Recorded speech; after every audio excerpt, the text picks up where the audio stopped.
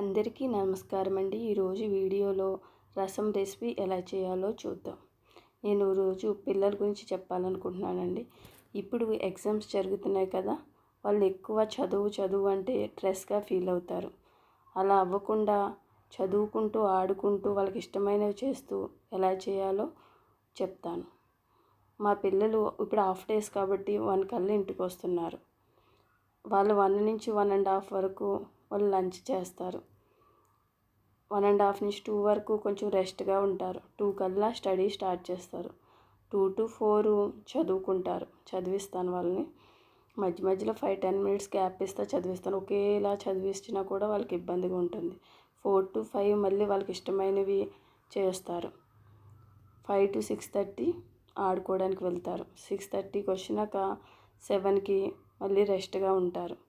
మళ్ళీ 7 నుంచి 9 వరకు వాళ్ళకు హోంవర్క్స్ ఉంటే హోంవర్క్స్ చేసుకుని లేకపోతే చదువుకుంటారు. మధ్యలో డిన్నర్ కూడా చేస్తారు.